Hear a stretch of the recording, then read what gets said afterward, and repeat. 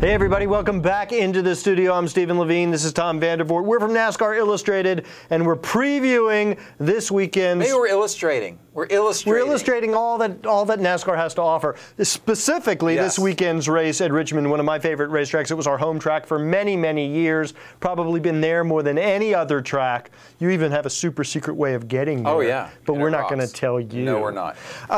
It's a 3/4 mile, D-shaped oval, somewhat fast for its length. Yeah, I mean it's great because it's the longest short track that we run. Still under a mile, but it is fast. Kind of a 12-degree banking, I think, so it's fairly flat, but you can still get some good speed going, especially through the front stretch. And I think it's a great combination of speed and finesse that you get here at Richmond. You get some side-by-side racing because of the nice wide racing groove.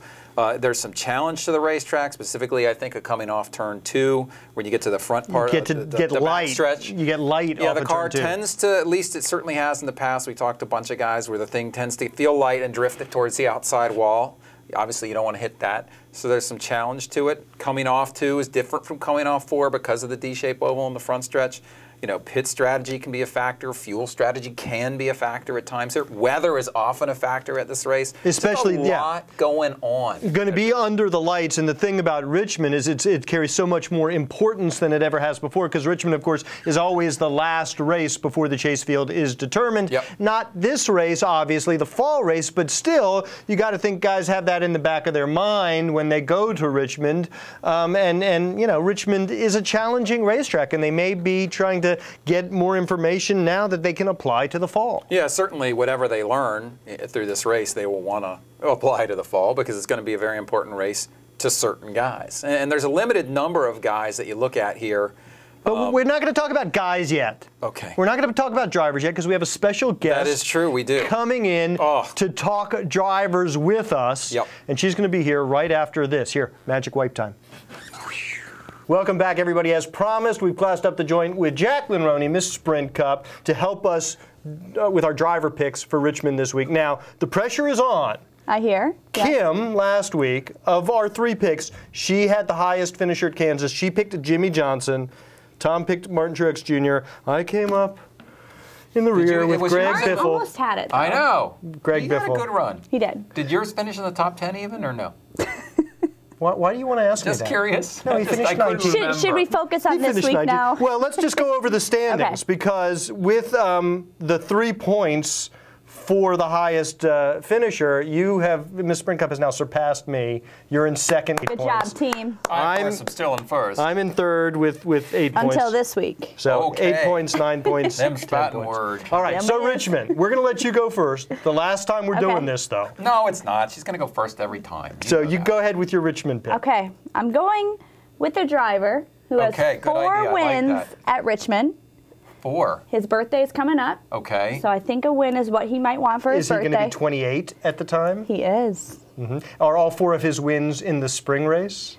Maybe.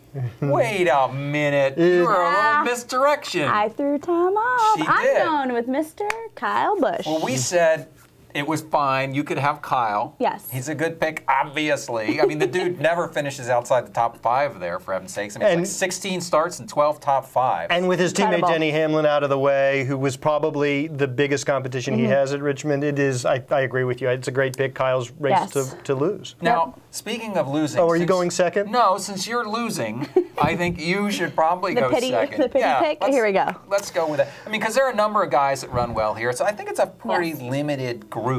Unless you want to reach out and stretch out a little bit. Well, I think the next most obvious pick is probably Michael Waltrip Racing's Clint Boyer. Yes. He won the fall race here last year. He's very good at Richmond. He's very good at New Hampshire, which is a similar racetrack.